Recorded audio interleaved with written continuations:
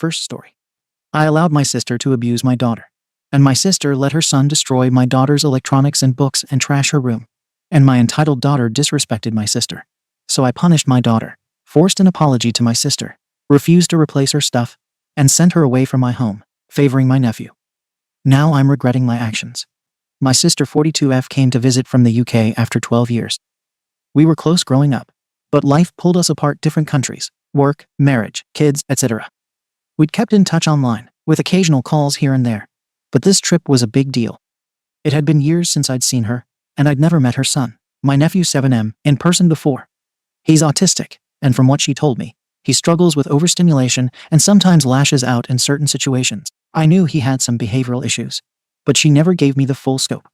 She, her husband, and their son were staying with me for a month during the holidays. It's been a chaotic year for both of us, so I figured it'd be good to reconnect as siblings and let our kids bond. I have one child, my daughter 16F, who lives with me most of the time, but spends time at her mom's too. Now, to be upfront, my daughter wasn't exactly thrilled about them staying for a whole month. She's pretty introverted, takes her personal space seriously, and is very attached to her room. She wasn't rude about it, just voiced her concerns. Her biggest worry was that her cousin might break her stuff or wander around her room. She's been saving for her tech and books for a long time. She works part-time at a bookstore, and she's a straight-A student. That room is her world, and she's protective of it. I tried to reassure her. I even brought it up to my sister in advance. Her response was basically, he knows not to go into people's rooms, and we'll keep an eye on him. So I left it at that. I wanted the visit to go smoothly. My daughter still wasn't 100% comfortable, but she didn't push back too hard. Things were mostly okay the first week. My daughter kept her door closed and sometimes locked, but we all did stuff together: dinners, a movie night, walks. My nephew had a few meltdowns, nothing too major, mostly when there was too much noise, or we were somewhere crowded. My sister would usually take him out of the room or calm him down quickly. I won't lie, it was tense at times. My house isn't big. There's only one guest room, so the three of them were sharing that, and the shared spaces got cramped. One night earlier this week, things went completely sideways. My daughter had plans to meet her friends in the city that morning. She left around 9 a.m. The rest of us had stayed up late the night before, and that morning, I overslept. I woke up to the sound of something heavy falling. I rushed out of my room and saw my nephew standing in the hallway, holding one of my daughter's Funko Pop boxes. I asked him what he was doing, and when I looked into her room, I froze. Her room was wrecked. Books torn out of their spines. Pages ripped out. Her favorite hoodie, some expensive anime one, had scissors cuts down the sleeves. Her makeup was smeared into the carpet. Her laptop screen was cracked in one corner, and her iPad was on the floor with the screen completely busted. I didn't know what to say. I asked my sister if she had any idea what happened. She looked horrified and said she thought he was still in the guest room with his tablet. Apparently, while we were all asleep, he woke up early, figured out how to unlock the door to my daughter's room. It's just a simple latch lock, and went in. She tried calming him down when she realized, but he was already overstimulated and panicking when she pulled him out. My daughter got home maybe 20 minutes after that. I hadn't even figured out how to break the news to her yet. She walked in and saw her door open. Then I heard her screaming from down the hall. What followed was an explosion. She just lost it. She wasn't just mad, she was devastated. She screamed and cried and kept saying, "I knew this would happen." She looked at the mess and just crumpled. And then she turned on my sister and said some pretty rough things. Stuff like, "Why did you even come here if you can't stop him?" And, "Get out. Just leave." My sister was speechless. I tried to calm everyone down, but nothing was getting through. My daughter was sobbing. My sister was stunned and embarrassed. And my nephew had already retreated into himself and wasn't responding to anyone. I get why my daughter was upset. It was brutal walking into that scene. But at the same time, I felt like she went too far. It wasn't just anger, it was directed. She made my sister feel completely unwelcome and blamed her in a way that just added fuel to the fire. My sister, who already felt guilty, got even more hurt and decided on the spot to take her family to a hotel. They packed up that night. I told her she didn't have to leave, that we could figure it out. But she said she didn't want to stay where she wasn't wanted. Her husband didn't say much, just helped her pack. My nephew was quiet, holding on to one of his sensory toys the whole time. That night was a mess. My daughter was still crying. She kept saying she didn't feel safe having him here again. She wasn't talking about physical safety. It was more like she didn't trust that her space or things would be respected. I understand that. But she kept repeating how she warned me. That part stung. Like I failed to protect her. And maybe I did. But I was also devastated that my sister left like that.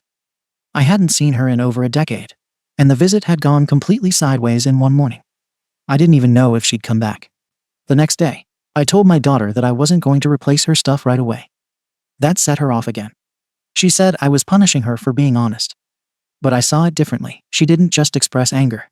She burned a bridge. I told her that actions have reactions, and the way she handled things pushed her aunt and cousin away. I wasn't rewarding that. I said I wouldn't replace her electronics or books, not to be cruel, but because she had escalated everything, and now we were dealing with the fallout. I was going to quietly cover most of the damage. I'd already looked into getting the laptop screen fixed, and I had enough saved to get her a new iPad in the next few weeks. But I held that back. She told me she hated me. Said I always take other people's sides, even strangers. Called me a coward and a bad father. She packed a bag and went to her mom's. Later that day, my ex called. She was pissed. Said our daughter came to her in tears, and that she couldn't believe I was choosing my sister over our child. Her new husband got on the phone and said something about how I need to grow up and take responsibility for the damage done under my roof. I hung up. Then the text started. My brother is from out of state. Our grandparents. Even my aunt, who barely talks to anyone. Everyone wanted to know what happened, and when they got my side, every single one said I was wrong. That I was being too harsh. That a 16-year-old girl shouldn't be punished for being upset her things were destroyed. One even said, "Imagine how you'd feel if someone did that to your stuff when you were a teenager." They're not wrong. I've thought about that. If I came home and saw my stuff ripped apart, I'd be furious too. But I also wouldn't scream in someone's face and tell them to get out of the house. I wouldn't humiliate someone who already felt terrible. I'm trying to be honest here. My daughter and I have had issues in the past with emotional reactions. She's smart and responsible, but when she gets overwhelmed, she lashes out fast. 2 years ago, she got into a huge fight at school when another girl made fun of her outfit. She ended up throwing her lunch tray at her. Got suspended for 2 days. Last year, when I started dating someone briefly, she refused to talk to me for a month because she thought I was replacing her mom. That relationship ended partly because of that tension. So this isn't the first time she's gone nuclear when upset. I've tried different things: therapy, journaling, boundaries. Nothing sticks. I'm not saying she's a bad kid, but this pattern of going scorched earth when things go wrong is real. Still, I know she didn't ask for this. Her room is her safe place. She worked hard for those things. She's right to be angry. But I don't know if she was right to handle it the way she did. That's what I'm stuck on. On the flip side, I know my sister didn't want this either. She was embarrassed and heartbroken. She cried in the car before leaving. She'd been so excited to visit, to reconnect, to give our kids some kind of cousin bond. She already deals with so much back home: school meetings, limited support, judgmental neighbors. This trip was meant to be a break, and it turned into something worse than her everyday life. Now she says she doesn't think she'll come back to the States again. Says she thought maybe we'd all get closer. But it just reminded her why she stayed away for so long. I haven't seen her since she left that night. She won't answer my calls. Just sent one message saying, "We're okay. Don't worry. But we'll stay out of the way." It's been 3 days. My daughter is still at her mom's and won't speak to me. She sent one message saying, "You'd pick a stray dog over me." That one hit hard. I know she's hurt, but I don't think that's fair. She's my kid. Of course I love her. Of course I want her to feel safe and respected. But she also has to understand that other people exist, even if they're different, even if they bring challenges. My nephew didn't mean to destroy anything. He wasn't being malicious. He doesn't even fully understand what he did. I've been trying to find a way to reach out without just throwing money at the problem. I could go buy everything she lost tomorrow, but what then? Does that fix what she said? What did she do? Or does it just teach her that she can say whatever she wants, and I'll clean it up afterwards? I don't know. Maybe I handled it wrong. Maybe I let my own guilt about not seeing my sister in over a decade cloud my judgment. Maybe I was too quick to react when my daughter lashed out. Maybe I thought punishing her would teach her something, and now it's just made things worse. I keep replaying everything. Wondering if I should have put a lock on her door with a key. Wondering if I should have kept the visit shorter. Wondering if I should have kept my sister in a hotel from the beginning. It all feels like too little, too late now. The house is quiet. No daughter. No sister. No nephew's laughter or outbursts. Just me and a mess I can't vacuum away. So Reddit Ada. Comments. Comment 1. YTA. If you know a kid has a history of destroying things during meltdowns, you don't leave them unsupervised in someone else's house. Autism isn't a pass for that level of destruction. And it sure as hell doesn't mean your daughter should just eat the damage quietly. You say your sister thought he was still in the room, so what? That kid should have been in the same bed with her if necessary. You let a ticking time bomb wander around while everyone was asleep, and now you're shocked it went off. And your reaction to your daughter's emotional response was to punish her for saying what everyone else was thinking. You failed to protect her stuff, failed to have a backup plan when this exact thing happened. And now you're doubling down by refusing to replace anything. That's not just disappointing. That's SHTTY parenting. Don't hide behind consequences when you're the one who dropped the ball. Comment 2. You are acting like this was some unpredictable accident. But it wasn't. You knew there was a risk. Your daughter told you she was worried. And your sister clearly knows her son can spiral like this. This was preventable, and no one stepped up. So yes, YTA, 100%. And let's not ignore the fact that you're more upset about your sister leaving than your daughter losing hundreds of dollars worth of stuff and her personal space being violated. She didn't overreact, she snapped after her worst fear was proven right. Instead of owning that you didn't protect her, you've decided to make her the problem. You haven't visited your sister, haven't replaced anything, and haven't taken real accountability. You just shipped your daughter off and waited for the dust to settle. You say you love her, great. Now act like it. Replace what was destroyed, apologize, and actually start listening. Comment 3. This is complicated as hell, and I say that as someone on the spectrum. Your nephew wasn't being evil or anything. It sounds like he had a sensory overload or woke up in a fog, got curious, and spiraled. These things happen. I know what that mental space feels like. It's not easy for anyone. But even with that, I don't think you handled this well. You basically tried to smooth it over by emotionally steamrolling your daughter. She didn't insult his diagnosis, she lashed out in the heat of the moment, because she watched everything she worked for get trashed. That's grief. That's a breakdown. What did you expect? A calm conversation about property loss and forgiveness. Instead of showing her that you understood how traumatic it was, you basically told her she was out of line and sent her away. It sounds like you're scared to hold your sister accountable at all because you haven't seen her in 12 years. But dodging hard talks and guilt-tripping your daughter isn't some kind of emotional maturity, it's just cowardice. You let your guilt write the rules, and now everything's blown up. Update. I didn't expect to post an update, but the situation blew up so badly that I need to put it out there, if only to get it straight in my own head. After my sister and her family left for the hotel, I didn't sleep. I kept replaying everything. I felt like I'd lost everyone in one day, so I went to the hotel. I begged my sister to come back. I'm not proud of that. I stood there in the lobby like an idiot, apologizing over and over. Her husband barely looked at me. My sister said she was hurt, humiliated, and exhausted. She said this trip was supposed to be about reconnecting, and instead she felt judged and unwanted. I told her my daughter didn't mean what she said, that she was overwhelmed. My sister said she understood emotions but still felt disrespected. After a long conversation, she said she would return only if my daughter apologized directly to her, dropped the issue completely, and held no resentment towards her son. I agreed. At the time, it felt like the only way forward. I told myself it was reasonable to expect an apology from a teenager who crossed a line. We went back to my house together later that day. Before they arrived, I went to my ex's place to get my daughter. I didn't tell my sister we were coming back yet. I thought I could smooth things over first. My daughter didn't want to talk to me. She sat on the couch, staring everywhere except at me. Her mum stayed close, hovering nearby. I stayed calm longer than I ever have in my life. I apologized. I admitted I'd handled everything badly. I promised I'd replace everything she lost. I told her nothing like this would ever happen again. That was true at the time. With a lot of convincing from her mum, my daughter agreed to come home. When we walked in, my sister and her family were already there. The look my daughter gave me is burned into my brain. It wasn't anger right away. It was disbelief. Like she realized too late she'd been tricked. My sister greeted her, but it wasn't warm. She said things like, "So, how was your mum's house?" And, "Was it easier to leave than deal with this?" She said my daughter needed to learn respect, especially towards adults. I didn't shut it down. I should have. Instead, I backed her up and said my daughter needed to show some respect. That's when my daughter shut down completely. She refused to apologize. She said she wasn't sorry for being upset about her room. She said she wasn't going to pretend everything was fine. My sister immediately stood up and said she wouldn't stay where she was clearly resented. She started packing again. Something snapped in me. I said things I regret. I accused my daughter of being selfish. I said she was acting like a spoiled child. I questioned her character. I told her she was tearing the family apart. I told her this wasn't about her feelings anymore. It was about making things right with my sister. I forced the apology. She stood there, barely speaking, saying she was sorry if anyone felt hurt.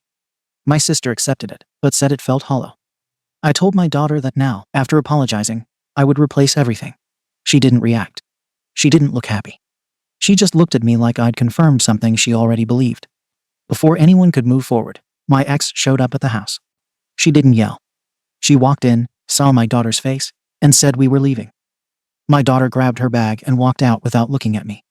My ex told me I'd hear from her lawyer, and that we'd be revisiting custody. Then she left. My sister stayed another night after that, but things were tense. Her husband pulled me aside and asked me flat out what kind of father talks to his kid like that. He said I used my authority to corner her instead of protecting her. That one stung. I didn't answer. The next morning, my sister left again. This time for good. A day later, my car was egged overnight. Turns out my daughter's boyfriend did it. He's a teenager and acted like one. He showed up later yelling at me, saying I made his girlfriend miserable, and that because of me he couldn't even see her anymore. He didn't sound rehearsed or dramatic, just angry and fed up. My neighbor had to step in before it got worse. Then my brother got involved. He offered to mediate between me and my daughter. He said he'd noticed for years that I put family obligations above emotional availability. That wasn't easy to hear. We talked for hours. He thinks I was chasing the idea of reconnecting with our sister, more than actually listening to my kid. I tried to reconcile by ordering replacements for my daughter's things and having them delivered to my ex's house directly. Everything got sent back. Inside the box was a note that said, "Try replacing the trust first." Shortly after that, my ex filed in small claims for the damaged electronics and submitted photos my brother-in-law had taken of the wrecked room before they left. She's using them to say I failed to keep our daughter's environment safe and emotionally stable. She's also pushing for full custody. My daughter says she doesn't want me at her graduation. What hurts the most is realizing that somewhere along the way, my sister turned into someone who spoke down to my child, and I allowed it. I built her up in my head after 12 years apart, and when things went wrong, I prioritized salvaging that relationship over protecting my daughter. I don't know if my nephew's condition excuses anything anymore, or if I was looking for a reason not to confront my sister properly. I'm sitting alone in the house now. Replacements unopened. Court paperwork on the counter. Sister gone. Daughter gone. I wanted everything to go back to normal. I thought mediation would fix it. I thought one apology would reset things. Instead, I'm questioning every decision I made, wondering how I let this spiral so far. That's where things stand. Comments. Comment 1. You broke your daughter's trust beyond repair. Let's stop pretending this is about respect or family unity. You lied to get her home, ambushed her with the people who violated her space, and then watched them talk SHT to her in her own house. And when she didn't perform like a trained SEAL, you tore her down in front of everyone. That wasn't discipline. That was power tripping and emotional extortion. Your sister isn't innocent here either. She knew her kid had a history of destructive behavior and still let him roam freely in someone else's home. Then she guilted you into defending her instead of stepping up as a parent. You let her call your daughter disrespectful while she insulted her like it was a damn tea party. You didn't just pick sides. You picked a side, shoved your daughter into the dirt, and then acted surprised when she left. And now you want sympathy because it all went sideways. You nuked your own family to impress someone who hasn't been part of your life for over a decade. That's on you. Comment 2. Let's walk through this. Your daughter was emotionally raw after a massive violation of privacy. Instead of protecting her, or even just giving her space to process, you prioritized your sister's comfort and perception over your child's trauma. Then you lied to your daughter's face, lied just to trick her into returning to a house you knew was no longer emotionally safe for her. When she refused to perform an apology on command, you escalated again. You made cruel, unnecessary personal attacks, accused her of being selfish, questioned her morals, and basically told her her feelings didn't matter because your sister's stay was more important. That isn't just bad parenting, it's emotional abuse. You manipulated, humiliated, and guilt-tripped a 16-year-old girl into silence. You minimized her reaction and then held her belongings hostage until she complied. Now you're surprised the consequences are rolling in. You don't deserve sympathy. You deserve to sit in this. Every broken connection in your life is one you swung the hammer on yourself. Comment 3. As someone with autism, I want to be really clear, being autistic doesn't mean you get a pass for destruction without accountability. Your nephew didn't deserve to be screamed at. But your daughter also didn't deserve to walk into her private space and find her life ripped apart. And instead of helping her process any of that, you sided with the person who caused the chaos and acted like her emotions were some kind of threat to the peace. She wasn't being disrespectful. She was grieving. Grieving safety, privacy, personal effort, and being heard. You made the mistake a lot of parents make. You treated her anger as a problem instead of asking why she was angry in the first place. And then you made it worse. You lied to her face, dragged her back into the house under false pretenses, and let her be ambushed by a woman who thinks verbal jabs are acceptable from adults to kids. You were more worried about your sister's discomfort than your daughter's trauma. Now you've got a legal case brewing, and you're still sitting there wondering how this all exploded. Try starting with actually validating your daughter's humanity, instead of just expecting compliance. Update. I had another talk with my brother after everything collapsed. He originally wanted to mediate between me and my daughter, but that didn't happen. My daughter made it clear through her mother that she wasn't ready. I didn't push it, so it turned into just me and my brother talking. We hadn't had a real conversation in a long time. Surface level stuff at holidays, the occasional check-in. Nothing deep. We sat in his backyard for hours. He brought up things I hadn't thought about in years. Our childhood, mostly. Things our sister used to do. How she'd start fights, and then spin the story to make it look like we attacked her. How she broke our stuff, blamed it on us, and cried in front of our parents to deflect. There was one time I got grounded for an entire summer because she convinced our mum I threw her diary into the pool. Years later, my brother told me he saw her do it herself. He reminded me of how we both left home early. How we each said we needed to start our lives, but really, we just needed to breathe without her around. I forgot how heavy that presence was, how fake everything felt around her. The forced apologies, the fake tears, the subtle digs when no one was listening. It was like living with a landmine that only exploded under your foot. So why did I chase her? That's what my brother asked me, and I couldn't answer. I had a good life. A steady job. A daughter I was proud of, who respected me, who confided in me, even when things were hard. I had peace. I had space. I escaped her, just like he did. But the moment she reached out with a family trip, I dropped everything. Like I was still that kid trying to prove I wasn't the problem. And now? Now I'm the problem. I destroyed my daughter's trust chasing the approval of someone who used to torment me. I lied to my kid's face, pulled her into a trap, stood by while she was insulted in her own home, and then lashed out when she wouldn't fall in line. All to preserve something that never existed in the first place. A fantasy of a reconnected family that was always just a mask on top of old wounds. Here's where things are now. My ex has moved forward with the custody filing. I didn't contest it. There's no point. My daughter doesn't want to live with me, and honestly, I don't want her to feel like she has to. I met with my ex privately and told her everything. No posturing. No spin. I laid it out. I told her about the forced apology, the way I spoke to our daughter, and how I minimized what she went through. I told her how I let someone come into my house and disrespect her and our daughter, and how I helped it happen. She didn't say much. Just listen. She told me I'd done permanent damage, and she wasn't wrong. But she also said it meant something that I owned it fully. I asked her not to turn me into some abusive monster when she talks to our daughter. I know how easy it would be, but I don't want my daughter carrying that. I told her she doesn't owe me anything, but I hope she gives our kid the chance to come to her own conclusions with time. I've started therapy. My own decision. I told the therapist I didn't want tools or bullshit exercises. I want to know why someone who had finally built a life worth having would risk it all just to be seen by someone who'd spent his whole childhood tearing him down. That's what this is about now. Getting honest with myself. Unpacking the kind of need that can make a man betray his own kid for the sake of nostalgia. As for my sister, she's gone. Not just from my house. From the family. After everything went down, my brother and I talked to our parents. We didn't sugarcoat anything. We told them how she acted as a kid, how she manipulated situations, and how she damaged relationships and walked away clean every time. We told them what she did in my home, what she said to my daughter, and how she demanded an apology after her son destroyed someone else's space. Turns out we weren't the only ones with stories. My aunt cut her off years ago. My cousin said she once stole her credit card and then played dumb until the charges stacked up. One by one, people started telling their own stories. And just like that, the image cracked. My sister always knew how to perform for the right audience. But she slipped. She showed her real self this time, and most of the family's finally done pretending. She's blocked me. I haven't tried to contact her. I won't. My brother and I made a pact. We're done carrying the weight of her damage. I'm still living alone. My daughter hasn't spoken to me directly. I send messages every week. Nothing dramatic, just simple, honest check-ins. I don't expect a response.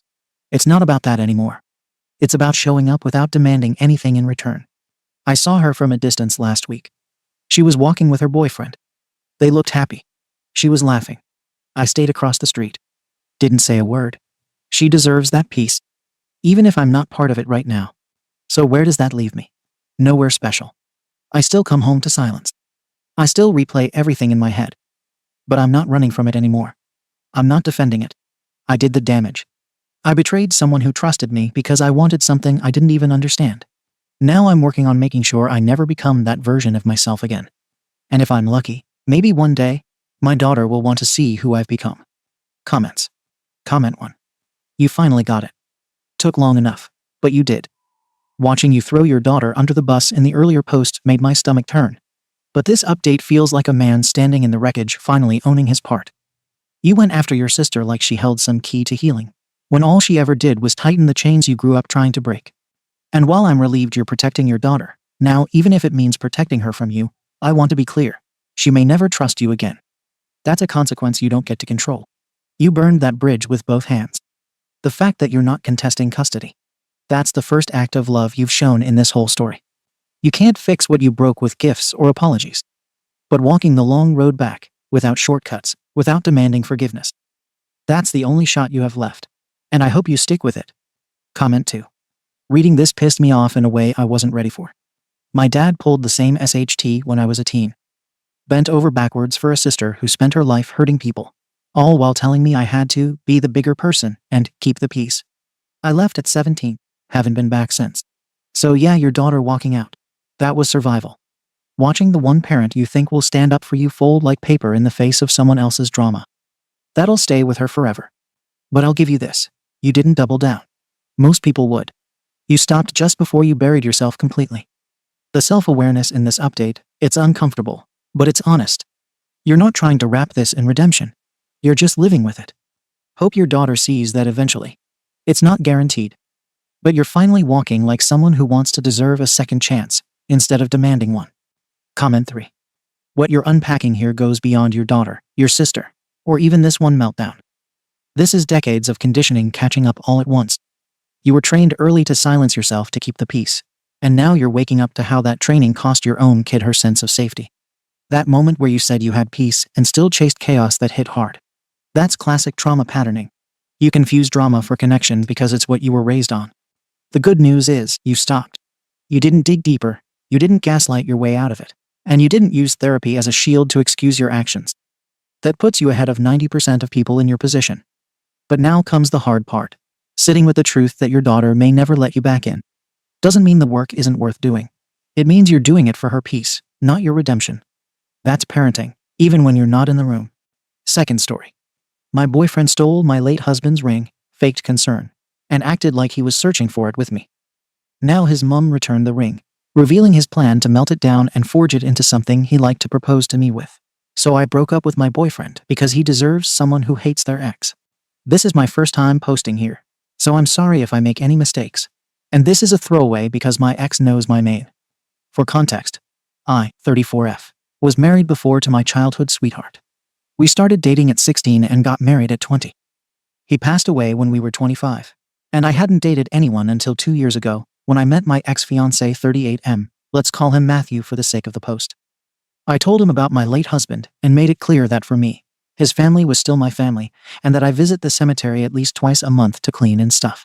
He agreed, and after he proposed, he wanted to go to the cemetery with me to pay his respects. Anyway, I still wore my wedding ring until my fiancé proposed, and to be honest, I wasn't ready to part with my ring, and I was talking about it with my mill, and she gave me a gold necklace and told me to put my wedding ring there, and I did. I was very happy with my new necklace, and when I got home, Matthew realized I only had his engagement ring on me and was very happy and said, "You finally decided to get rid of the other one." And I said, "Of course not," and showed him the necklace. He just changed the subject. Fast forward to 10 days ago. I was going to wash my hair, so I took off the necklace and put it on the nightstand. After I got out of the bathroom, I realized Matthew wasn't home anymore. But I thought he went on a walk, or to the supermarket or something. When I dried all my hair, I went to sleep. The next morning I tried to put my necklace back on, but couldn't find it. I panicked and started crying. I made a mess everywhere trying to find it. I called Matthew, and he didn't answer. I left voicemails, and after 2 hours he came home and found me crying and our apartment a mess. He asked what happened, and I told him I lost my ring. He helped me look for it, and after a while he told me we'd eventually find it, and made me some tea to calm me down. Well, Matthew's mom called me last Wednesday and asked if she could come to visit.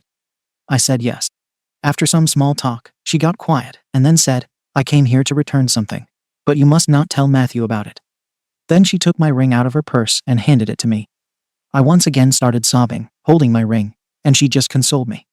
After I calmed down a bit, she said Matthew went to her house a couple days ago and asked if he could keep something at her house because it was a surprise, and he didn't want me to find out.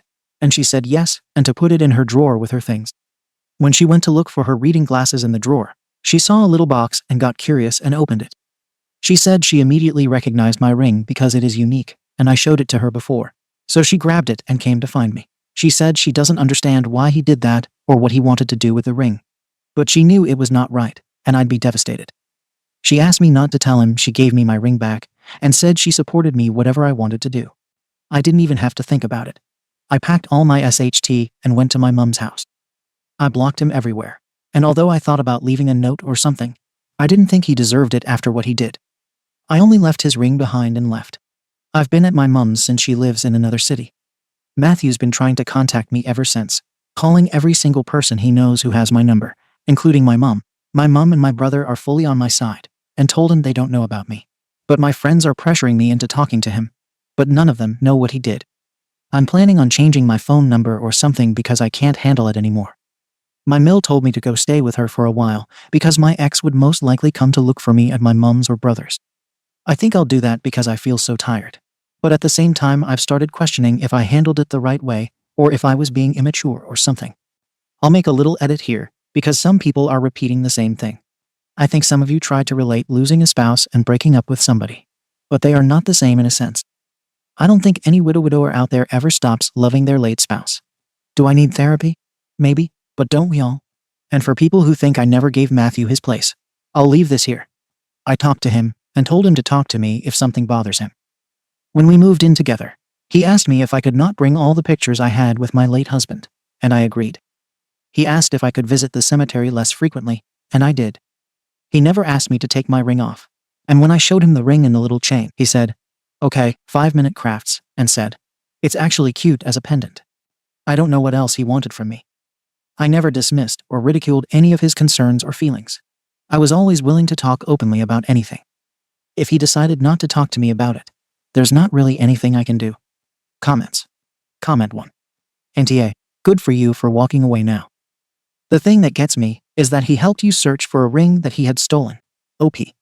Honestly, it made me a little scared. What else is he capable of hitting acting like everything is fine? Comment 2. NTA. I could understand him having feelings about the ring and asking you not to wear it daily. Him taking it and watching you sob over it is insane behavior. OP. We talked about it, and he said the rings as a necklace was a good compromise, and he said he would tell me if things changed, but he decided to try and get rid of it on his own, which is honestly heartbreaking. OP added this to a reply. I think people forget that late spouses are not technically exes. You didn't break up with them, they died. It's not the same situation, and the feelings are also way different from a breakup. Update. I wanted to clarify some things before giving the update. First, I miswrote the title the first time, but I'm pretty sure I can't change it for the update, so it stays like this. For the people saying I don't love my ex-fiancé and that I didn't get over my late husband, I don't think you people know how a dead spouse works. He's not an ex, we didn't separate. Do you get over it after a parent or another loved one passes? And those saying I wasn't ready, maybe, but things already happen, and I was always honest and willing to compromise with him. If he decided he wasn't okay with things, he should have left or talked to me about it like an adult. First of all, I contacted all of my friends and told them what happened. They were obviously shocked, and the majority of them backed off after that. I sent a text to everyone that said, I didn't want to talk about this, but since everyone needs to meddle, I'll do it. Matthew decided to steal my ring and hide it from me, and when he saw how distressed and heartbroken I was, instead of coming clean, he helped me look for it, and that told me everything I needed to know about him. I'm not looking for advice nor opinions about this. I just want my choices to be respected, and anybody who comments on it will be blocked. I also contacted Matthew's mom, and she said he already knows, so I can talk to him freely. I then made my brother contact Matthew to tell him I wanted the chain back, and that I was willing to hear his side of the story just for closure, because we weren't getting back together no matter what. We met on Thursday. I brought my brother with me for support. When Matthew arrived, his eyes started to well up, and he wanted to hug me, but my brother told him not to even try and to just sit down. He gave me the chain and started to apologize over and over and tried to hold my hand over and over. So I just put my hands under the table. I asked him what exactly he wanted to do with my ring, and he said he wanted to get rid of it because I was basically still married to a dead man. But he couldn't throw it away at the end, so a friend of his suggested making my new wedding ring out of it. He said he was going to get it melted and make a whole new ring out of it. So it was some sort of loophole because I was only wearing our new ring, but couldn't get mad because it was made out of the original. Not gonna lie, I started to tear up because the thought of him destroying my ring like that and already coming up with excuses was heartbreaking. He also said that when he saw me panicking, he wanted to tell me the truth, but realized it would have been worse for him, so he pretended to help me look instead. He also admitted that he wasn't okay with me wearing the ring, or basically me not pretending like I was never married before. He said he knows I told him if he wasn't okay with things to talk to me or to just break up. But he said he didn't want to lose me, so he kept quiet, expecting me to just forget about my late husband, and when I didn't, he started to resent me. Even when I compromised with him, he said it wasn't enough. But he knew talking about it would have ended up in us splitting up, so he never said anything. He once again apologized and said he wanted to change and promised to communicate better. And he asked if we could get couples counseling before breaking up completely, but I declined. I told him I didn't trust him anymore, and that he spent a long time lying and pretending, so I don't even know what else he was lying about at this point. Both of us were crying, and he said, "So you really are going to choose the dead man over me?" I told him that not really, and that this has nothing to do with my late husband, that I was breaking up because he lied, deceived, manipulated, and stole from me. So this was about him and his actions, not about anything else. My brother and I left, and Matthew stayed at the restaurant. He is still blocked everywhere. I decided to go to my late husband's mum house, and I'm currently here. My family decided to spend Christmas with her and her family, but they still have work, so I'm the only one here for now. It feels healing. She has most of my pictures with her son, and now I miss him more than ever. I tried to book an appointment with a therapist, but she said the earliest appointment she has is early March, so I'm still looking for something a little earlier, like January or early February, and I think that's it. Nothing really dramatic happened, but I feel tired, and as much as I miss Matthew, I don't think I would be able to just forgive and forget, and I feel he deserves someone with a more normal dating history, like someone who hates her ex or something. For my part, I would be single for a long time, I think. I don't think I can handle something like this again. I don't really mind being single, though. I have an amazing family and great friends. Maybe marrying again is just not in the cards for me, and that's okay. That's all. I'm actually excited about Christmas again after a long time. Merry Christmas to y'all. Commenter. First off, nothing Matthew did is appropriate or defensible. He absolutely had every opportunity to talk to you like adults and discuss all of this with you before stealing your ring. However, it is pretty telling that after all of this, you go to your late husband's mom's house and continue to grieve him. I just don't think you're fully ready to be in another relationship. OP. I decided to go to my Mill's house because I didn't want to deal with the possibility of Matthew coming to my house drunk or something like that. And he doesn't know where she lives. I honestly thought I was ready because I really loved Matthew. But maybe I let all of the people saying you're so young, you should date again get to my head. Thank you for watching the video. If you are interested in listening to these kinds of stories, we've got more in store for you. Simply subscribe to our channel, hit the like button, and share it with your friends.